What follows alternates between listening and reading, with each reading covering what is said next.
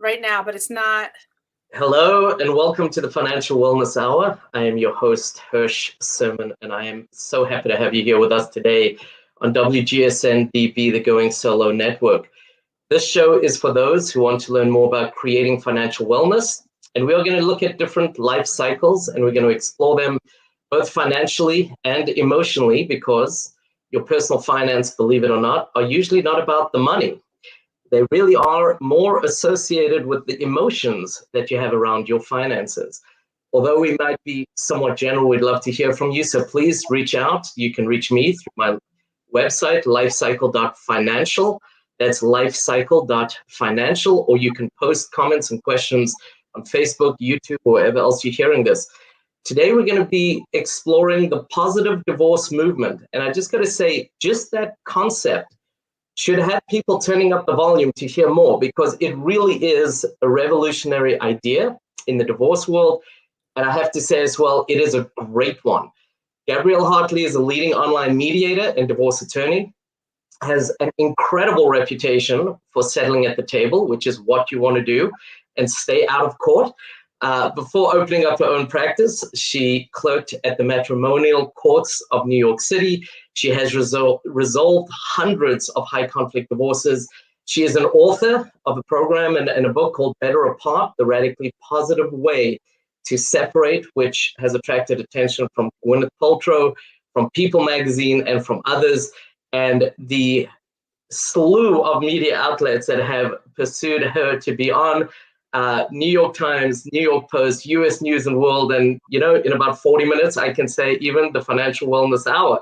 So I am thrilled to have you here, and I got to say this is somebody who is an expert in the positive divorce space, which is unique. I think it's really a new movement, if I can call it a movement, and Gabrielle is unparalleled in this area. So I am thrilled to have you here, and thank you so much for joining us. I'm so happy to be here. I'm always happy to spend the morning with you, Hirsch. So I got to tell you, it's a little nerve-wracking having you after reading that bio, or at least sharing your bio. But I am thrilled to have you here. And I'm nervous after you shared the bio too. I don't know if I can live up to it. Our conversations, I think, have always been lively when we've spoken, and you know what? We're just kind of a discussion. You've got so much to share, and we both have years of experience, so I don't think there's anything really to be so concerned about for either one of us. But before we jump in, I am going to ask you just to share a little bit about your background. It's always nice for people listening to understand where you're coming from, where do you focus, things like that, if you don't mind taking a minute or two on that. No, I don't mind at all, Hirsch. So how did I get to the positive divorce movement? When my brother and I were 9 and 6, our parents divorced. It was the early 80s, well before anybody had shared custody or had nice divorces. It was like the era of Kramer versus Kramer, if you remember that. I do remember that.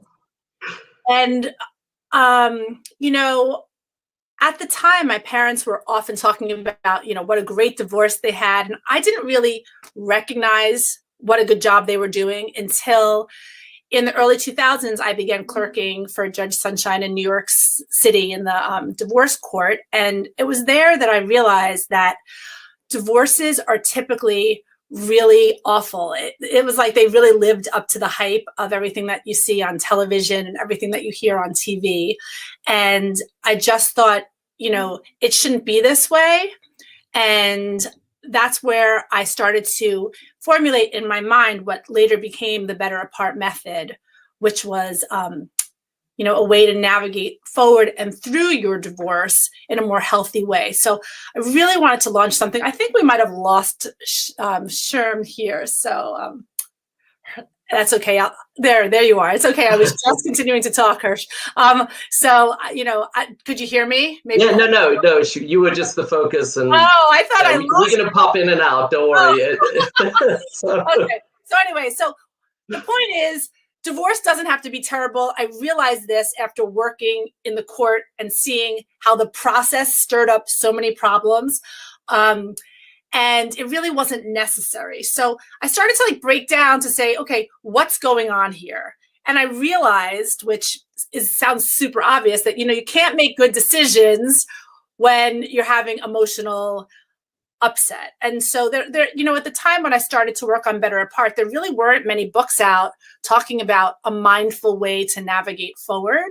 Right. And I just had in my mind, like, I wanted to be the Gloria Steinem of the positive divorce movement. I didn't want to be Gloria Steinem, but I wanted to be like someone who's, served and supported and gave permission to people to feel good about themselves. I had this whole, sort of narrative put upon me that I was from a broken home. I really resented that. My home wasn't broken. My parents were fabulous. And, they were together, even though they were apart, they were actually better apart. Thus the name Better Apart. Right. And so taking it a step further, so when I left working for the judge, I started my own practice, and I really, I pride myself in being able to close like any case. But in addition to that, I also train professionals in this closing practice, which you can also use in your everyday life to get along better in difficult situations. I love what you're saying, because it's something that's always amazed me. I've been kind of in the divorce world, if I can say that, for about 7 years now, almost 7 years. And people always talk about it being a failed marriage. But when we go to work at a job and we leave, we don't talk about that being a failed job. Right. It was kind of done. We maybe learned all we could through that, and now we've moved on. And that, I don't really understand that, and as you said, everyone's kind of heard about divorce being nasty, and unfortunately, many people have experienced it being nasty. So introducing you as a sought-after expert in the positive divorce space should obviously grab people's attention, but I'm going to ask you to explain a little bit more what you mean by the positive divorce movement, if you could. Yeah, absolutely. Because I first and foremost, I'm not an advocate of divorce. Like, if you have to get a divorce, but even in all my work, I always talk about ways to stay together, ways to reshape the relationship. Even though sometimes it's hard, my husband and I have had our share of bumps in the road, to say the least. And, that's just how life is. And sometimes, though, it's better to move on. And if it turns out that it makes sense for you to move on and for your family to move on, your narrative, your story that you tell yourself about your life over time, as you work through the grief, can still be and should be, I hate the word should, but I'm going to use it anyway, should be positive, right? And because not only for you, but also for your children's sense of who they are. Because if you view yourself as less than because you had a failed marriage, the biggest decision in your life was a failure, right? Yeah. Now, how is that going to translate to your kids? Right. It can't be good. Trauma is only trauma if we experience it in a negative way. There's a lot of talk about the ACEs, all those traumatic events that happen and inform how the rest of our life unfolds. The reason that we want to look at things differently are layered. Some of it is for ourselves to feel good, to be able to step forward, have better relationships in the future, figure out, where, pray tell, were you or where were we complicit in our failed relationships, right? Because it's so easy to get involved in that blame game. Absolutely. And yeah. So it's not all about like thinking everything's hunky-dory. As I said when we started, my parents were always talking about how great their divorce was. I guess they're sort of the inspiration of the positive divorce movement. I was their kid.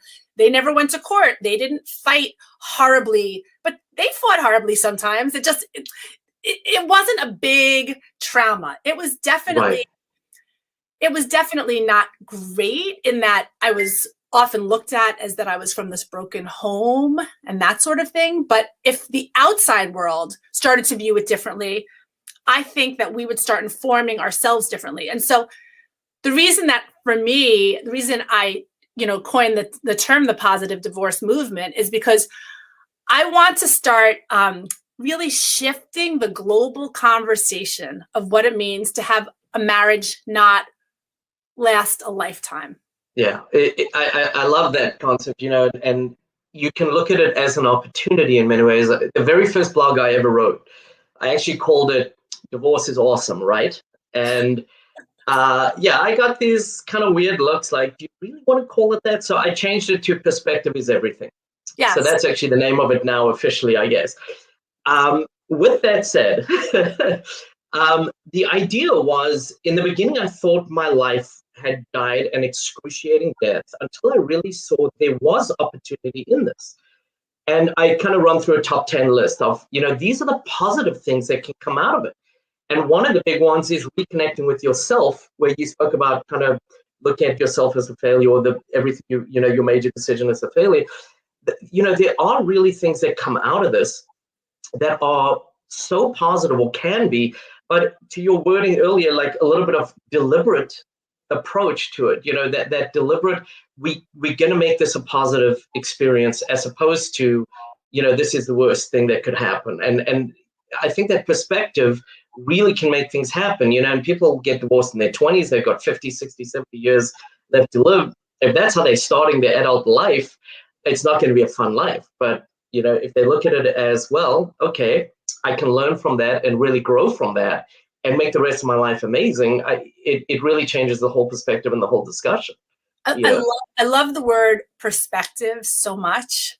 It really, I think of Wicked whenever I think of the word perspective, that show. It's all about perspective.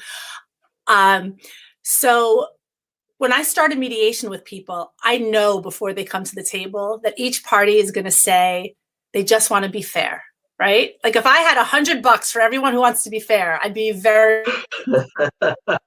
and so I start my mediations before anyone has had a chance to say anything, just talking about fairness. What does it mean? And that I assume that both people want to be fair, and that each person's sense of what is fair may be vastly inapposite to what the other person is saying. And that doesn't mean that they're not being honest or truthful. It just means they have a different point of view. Right. And, I like that so much, because I think people sometimes go into the procedures, whichever one they go down, but mediation is quite popular. It's very popular. And they, sometimes want that pound of flesh because I've been wronged or whatever. And you never really get your pound of flesh. You never feel better about it. Gold at the end of the rainbow. Exactly, right? But being able to work through it and have somebody set the plate for you in that way, like, this is how we're going to go about this. You may come in with a little bit of a different perspective. Everyone sees things differently, right? But we're going to work on being fair. We're going to work on a healthy dialogue, which is one of the things that I was amazed. I'm a trained mediator as well. That's not where I practice, but one of the major things that was amazing to me was, it's not my job as a mediator to come to the solution. It's yours still. You still need that control. I'm just going to facilitate, and I'm simplifying it, I know this. I'm going to facilitate a healthy conversation to help you guys get there.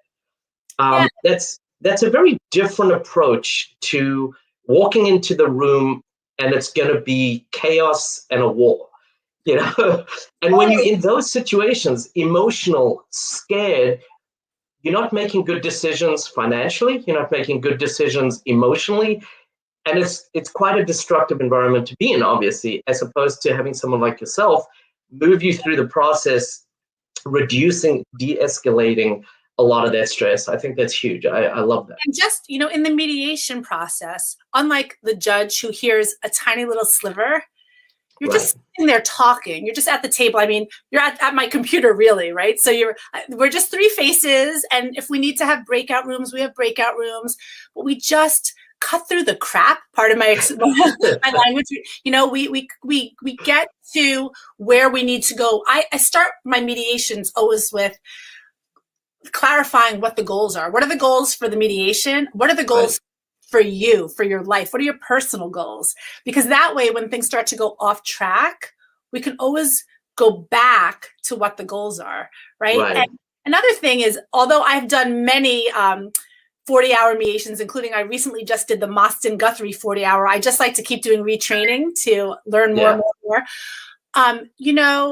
When you're trained as a mediator, they instruct you to just let clients arrive at all their solutions. But I know from 25 years of mediating that sometimes, having seen people don't know all the possibilities. First of all, because they're emotionally flooded, they can't get there.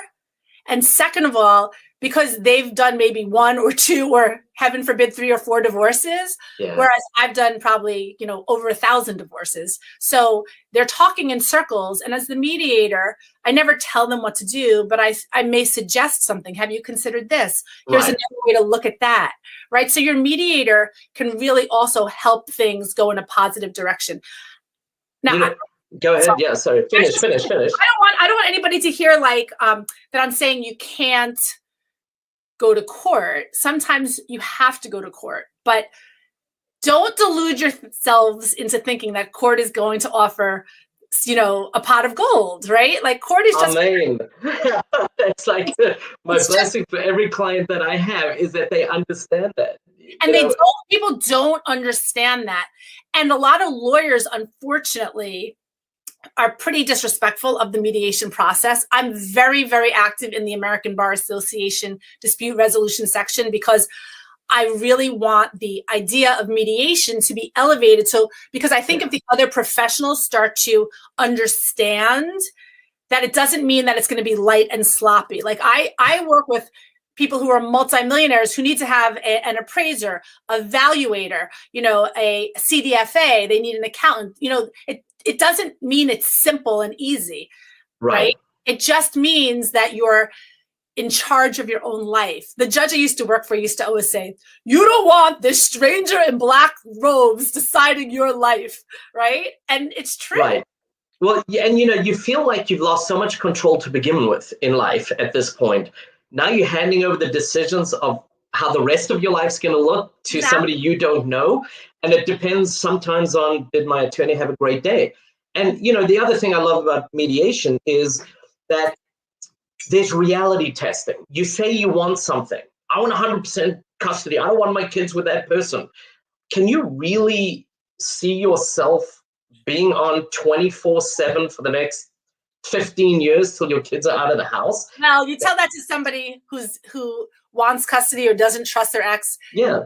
They can see themselves doing that. So the issue is also like, the judicial process is not what you may imagine. So the judge hears about this much. The things that matter to you may or may not be legally relevant. The judge, even though there are laws, there's a lot of opinion. The judge, you might remind the judge of somebody who broke up with them when they were a teenager. You might remind them of like their brother who was always mean to them. Like the judge is just a person. So like me going to court is the last ditch thing to do. Now, let's say you want to work things out well. You believe you can work things out well, but your ex just won't ever like close the gap to get to the mediation table. You might have to file. After you file, you say, want to go to mediation? At that point, there's been a little fire lit under them, and they are losing the choice of whether or not they're getting divorced. And that's a great time to pivot into a mediation section. Right. And, again, they control that. They retain control of decisions. They can always say no. You can't say that to that stranger sitting in front of you. No, you can't. And also sometimes the judges can be pretty aggressive to the clients and to the lawyers. The judges can admonish you, and they can say, do you want your kids not showing up at your door in 20 years? The other piece to that I think sometimes people don't always understand is they think the law is the law is the law. Okay, it's going to be whatever judge you get, you're going to get the same outcome. Yeah. And that's not the case. As you said, they're human. They have biases. They have bad days. They look at things and they might, as you said, get reminded, or they might have, a different thought in their mind. They might interpret your story, so to speak, the facts of what you're presenting in a vastly different way to you do, because everyone sees things from their perspective. Exactly. And so, so it comes back to a lot of that. But, in depending on your city, you could have 2, 3, 4 different judges having matrimonial cases in front of them, and you could get 2 or 3 different outcomes depending on which judge you go in front of. That's another thing you've got to kind of toss up when you decide how you're going to move forward. And also, so sorry. So sometimes people come in and they tell me their story. I do meet like 2-hour meetings, and I listen, and you could tell in their minds it's very complicated, and that's because the emotion is running so high, right? Right. So I haven't sorted out all the different things that Better Apart addresses and other, other resources can address. But from my perspective as a divorce mediator and a divorce lawyer, their case might be really simple, right? Like I simplify things. Like I have a lot of friends, obviously, who are divorce lawyers. And a friend of mine recently said, I could write down within a first hour of meeting somebody exactly what the outcome is going to be. And $300,000 later, right. and so she's got a lot of money, right? Whereas you can pay me $5,000 or $10,000 and get outcome. So, it's really, it's also the reason I talk about mediation so much is because it's really hard to unsee and unhear all of the ugliness that happens in the courtroom. Right. So, the first really big number one tip that I give anyone going through a divorce, ready? Drum roll. Yep. Get your notebook out. A big step back is the great way forward to make a giant step forward. It's so funny. I do that as well. I tell every client, I want you to step back and figure out what your priorities are. And then I'm going to work with you to prioritize, organize, and simplify so that when you go to mediation or wherever it ends up being, you know what to negotiate with. You know what you want. Everything else is kind of clutter. Don't get caught up in the stuff that you don't want, which is so important as well. And to your point as well, people complain divorce is so expensive, but when you spend $10,000 over a $5,000 item, yes, it's going to become very expensive. So when you spend $100,000, well, right. So sometimes, yes, every profession has good and bad. We got to be realistic with that. Sometimes attorneys do have a price tag or push it up a little bit, but it's equal or more that the people participating are the ones that are pushing that price tag up often as well. And they need to take and understand what their responsibilities are through the process. And we have to go to break because we're already over. I just looked at the clock and I didn't realize we've already gone through half this show, which is crazy. We will be right back. But before that, please, can you just share how people can get in touch with you, a quick, easy way? Because Gabrielle, they are going to want to learn more as they hear more. So. Right up here, if you're on the screen, it's just www.gabriellehartley.com. That's the easiest thing, gabriellehartley.com. Perfect. Thank you. We will be right back.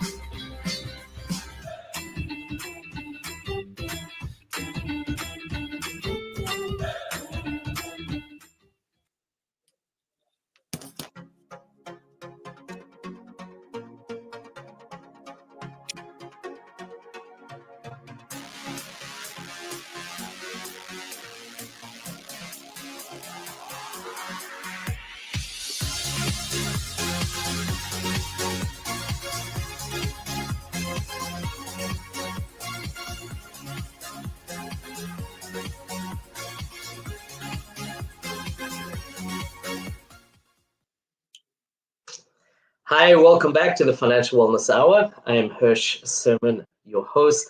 We are here with Gabrielle Hartley. We are talking about the positive divorce movement. And I've been taking notes as we speak. As we've been speaking, I just want to recap some of the things because there's a lot of stuff. And I know I probably have not got it all down here. But we've been speaking about, obviously, this revolutionary new approach being a positive way and a deliberate way to go through your divorce, positive positive divorce movement. We spoke a little bit about the genesis of it. It's amazing to me how many professionals I'm meeting now versus 6-7 years ago who are in it because of the experience they had, whether it was as a child, whether it was they went through a divorce, whatever it might be, and how, collaboratively they're trying to change this traditional way of doing divorce, if I can call it that, which has generally been much more adversarial. And I love this coinage of, the positive divorce movement, and we need to put more people under it and really get legs going with that. We spoke a little bit about the approaches. You can, speak, you can negotiate, you can collaborate, you can go to court, some of the positives and negatives around those, a little bit about de-escalating, setting the expectations as you go into the process. And you had mentioned Better Apart, which we are going to definitely get to. And I will watch the clock a little bit better to make sure that we get the right amount. But I do want to ask just one quick thing before we start talking about some of that. You've dealt with hundreds of very high conflict divorces. They're not fun for the professionals as much as people think, oh, the professionals don't care. They do. But it's even less fun, quite honestly, for the couple going through this divorce. Can you share just a few tips on how to de-escalate that conflict, or hopefully even move it towards a much more positive divorce and a positive experience? So in order to de-escalate, the most important thing really is that you forgive yourself for staying in a situation that was not serving you for whatever amount of time that you stayed there. Because really, at the end of the day, your self-respect is the thing that tends to suffer the most. And then we lash out at the other person for making us small. But the truth is all of us, we allow ourselves to be treated in certain ways for whatever set of reasons. If you can do work with somebody to help you to strategize, to keep you on target. I know you were talking about a little while ago about simplifying what you want. A lot of what has to happen, though, is simplifying your relationship with that high conflict person. So that's really, that question is actually getting into the Better Apart approach, which, but before I do that, I also want to say that if you do find yourself in litigation, it is really important that you stay in your positive lane. Like, you don't go down that horrible road that is so easy to be led down. And that doesn't mean you shouldn't be upset, or that it's not, obviously it's natural to be depressed, upset, right, angry, want revenge, but just like give yourself every day, like a tiny little spot of time, like 10 minutes where you're just going to go for a brisk walk, talk to a friend who always makes you laugh, even when you're in a crappy mood, watch a stupid movie, like whatever it is that's going to put you in a better mood. That friend who, I lost my father earlier this fall, and certain friends could just make me laugh hysterically, even if I was just crying 5 minutes earlier. Right. Do something for you that's going to make you feel good, and work on developing stronger boundaries, which is part of the Better Apart method. So, it's interesting you say that, because I think self-care is huge, and it's one of the first things that goes when you're in such a stressful situation. Now, it didn't go for me. I never had self-care before I got divorced, to be quite honest. I was like, what is that hippie stuff you're talking about? Meditation, self-care? Like, what are you talking about, right? Go ahead. When I went through, and I actually met people who encouraged me, and probably more than encouraged me, quite honestly, to get into that. It really changed the rest of the procedures, and even today, years and years later, how I'm feeling about everything, and how I move forward, and how I become more grounded, because it's so easy to lose your grounding in that. And so perfect intro, but can you talk a little bit more about the Better Apart program, the book, the program, your approach to it, and maybe even if you can hint at things that might be coming up with that later on. We'd love to hear from you about all of that. Absolutely. So, the whole idea of self-care, yes, it does have to do with yoga and mindfulness and paying attention to how you feel. When we talk about mindfulness, let me just talk about that for 1 second. It's just about noticing how you feel in a moment. So you might notice that you feel agitated. When you feel agitated, we don't want to feel agitated, so we lash out. But if you notice, every time I feel agitated, I lash out. Instead, you can replace the lashing out with something else. So I feel agitated. I take 5 deep breaths in through my nose and out through my mouth slowly. Then if I still feel agitated, I remove myself from the room, right? Because you have to do things that are going to support your well-being. So the better apart approach asks you to look at your life, and if you are so inclined, also to look at your spouse's life through these 5 lenses, which are patience, respect, peace, clarity, and forgiveness. Now, I could say so much about all these things, and I know we don't have too much time, so I'll just make a couple of key points. Number 1, boundaries are your friend. So that means if you're married to getting divorced from someone who harasses you, calls constantly, it's okay to turn off your ringer while you're at work, or to give them a different email account to respond to, or to use an online platform for all of your communication, like the FAIR co-parenting app or Our Family Wizard or something like that. It's really the right thing to do to care for yourself. Self-care is all about taking care of yourself, protecting yourself, right? So yes, yoga and meditation are great, but it's not because you're going to do a downward dog or warrior 1 and you're going to, feel great. It's really about being aware of how you feel. Now, why do you care about how they feel? Like, that person screwed you over. Why should you give a crap about, are they feeling impatient with the practice? So, who cares? But the reason you care is because you want a good resolution for yourself. Never mind for them. How are you going to get a good resolution for yourself? You're going to get a good resolution for yourself easily when you're able to meet their needs. So a really quick lesson on the close process. Right. When you're a divorce professional, or when you're getting divorced, you're looking to resolve your case, right? Right. And in order to resolve a case, you need to be clear on what the other person wants. We come into every conversation very positional. I want to keep the house. I need to have full custody, right? But what we really are negotiating is our interests, the why, right? So the why is because I feel insecure, because I feel anxious, because I'm afraid that he won't watch them well enough. Whatever your reasoning is, if you can address the why, right? If you can address the why, you're going to meet the interests or the needs. And once you address the other person's needs, you're more likely to have your needs met. So I didn't answer your question about better apart, but I just told you about those. So better apart is literally a roadmap to your recovery, your roadmap to how you can look at what you're going through step by step. It takes you through the financial crisis. It takes you through the co-parenting crisis. It takes you through how to tell people you're getting divorced, how to start dating, like the whole gamut, and what to do after 10 years after your divorce. It can really help you to recalibrate your entire relationship. The way you can access Better Apart is you can just buy the book online. That's really easy. I also have a downloadable coaching program. If you click on coaching on my website, you should be able to access that. And really, once you've read the book and you've integrated the procedures, I do work with people one-to-one. It is a bit pricey, which is why I have a downloadable program, right. Better than working one-to-one.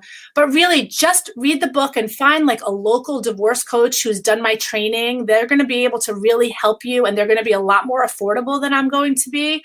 And they'll really help you to get through your divorce process using the Better Apart method. That's really what you want. If you're looking for someone who's been trained in the Better Apart method to coach you, contact me and I'll give you some names. Wonderful. So, just a couple things that resonated with me on what you were speaking about there. One is when you're agitated, you're probably feeling that somewhere in your body, and that release, if I can call it that, of snapping at somebody, doesn't necessarily get rid of it.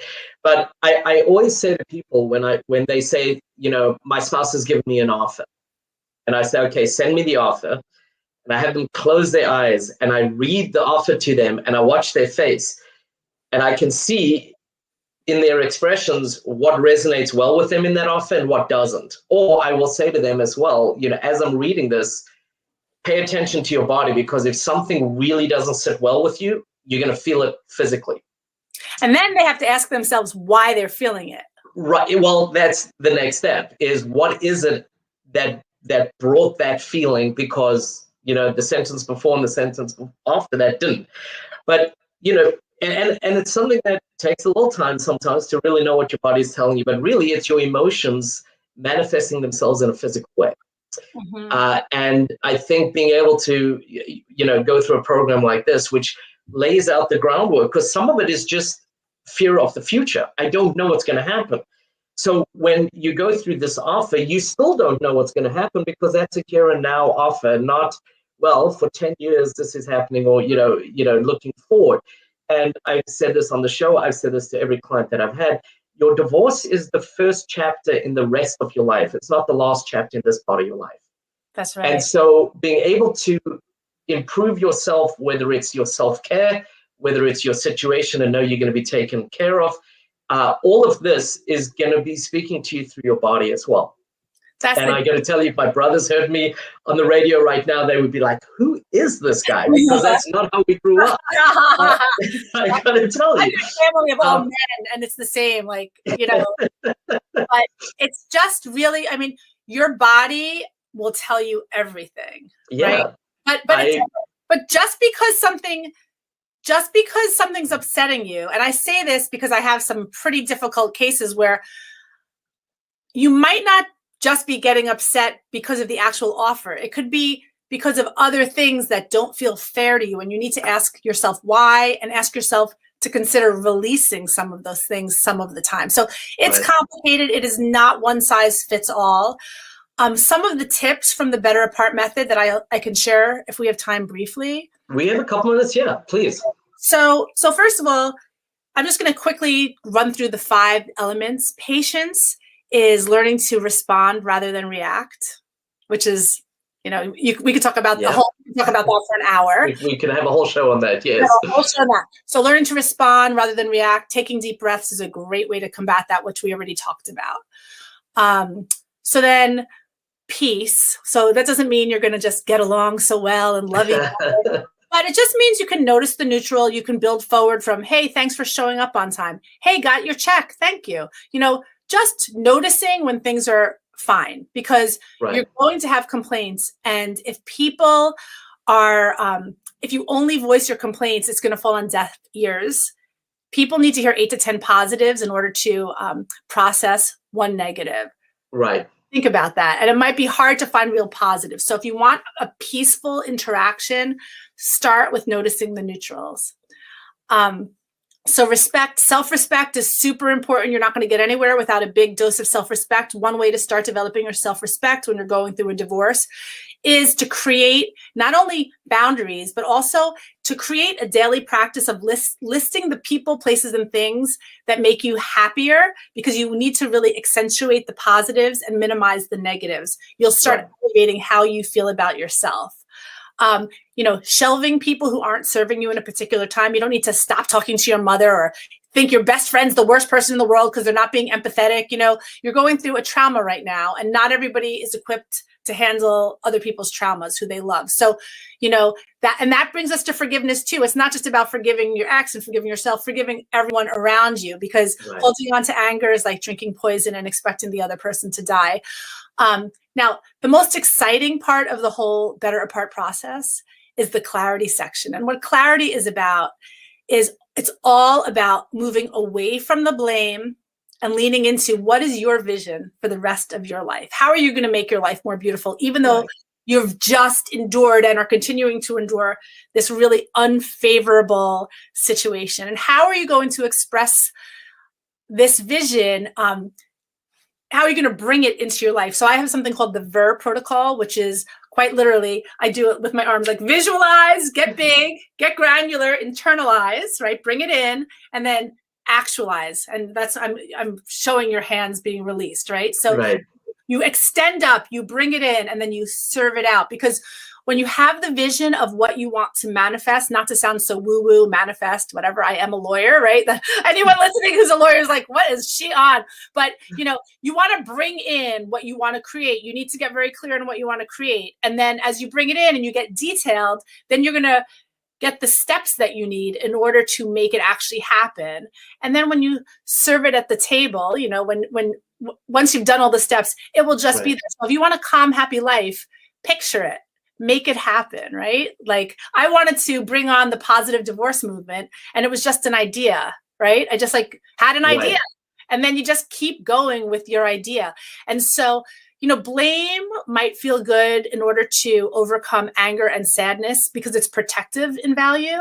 But over time, you're not going to need to hold on to that. So that's the thing to be careful of. Check in with yourself. Notice when you're living in that shame, anger, you know, depressed sort of spiral and cycle, and you can take action to start to feel better. So I hope I didn't go over in time. No, we're doing well. We do have to wrap up, but I'm glad that you got that in because, you know, I think sometimes, especially when we're in this fog of emotion, as I call it, the problem is we can't see beyond the fog, right? And being able to have a roadmap. And sometimes it's, look, we're not going to cover that for 60 days, 90 days. That's fine, but we're going to get there. We're going to move you there. We're going to, you know, look beyond. Just knowing that somebody has that structure for you to get you through and beyond sometimes is amazing. And I want to thank you for the giveaway, that download. I want to encourage everybody listening to go get the book, to get the download. And I would say seek out anytime Gabrielle's being looked at or on a media outlet, please tune in because as you can tell, amazing information being given. So again, I highly encourage you, go to GabrielleHartley.com. Excuse me again. That's GabrielleHartley.com. It's on the screen now. There's the download. There's a lot of information on there as well. And Gabrielle, thank you for shedding light on your insights on not an easy situation. Download. It's going to say sign up for the newsletter. That will actually trigger a download of the Survive and Thrive bundle. Great. At GabrielleHartley.com. And the book is now available in paperback, so that's exciting. And don't forget, there's another one coming out. We'll have to have you on closer to that time, but it will be another, I'm sure, packed with a lot of great insights, just like the first one and just like this show has been. And I appreciate how you simplify such important ideas because that's not easy in itself, and that helps people, you know, when you can kind of break it down into an absorbable communication, not an easy feat under any circumstances. So thank you for that as well. I am Hirsch Serman, your host for the Financial Wellness Hour. Please reach out to me through my website, lifecycle.financial. It's lifecycle.financial. You can reach out to me with questions or for Gabrielle Hartley. And again, you can go to GabrielleHartley.com. Our guest today, and I look forward to you joining me on the next show. And Gabrielle, thank you so much. CC behind the scenes. Thank you. I really appreciate both of you being here today and all that you've done and shared. Thank you.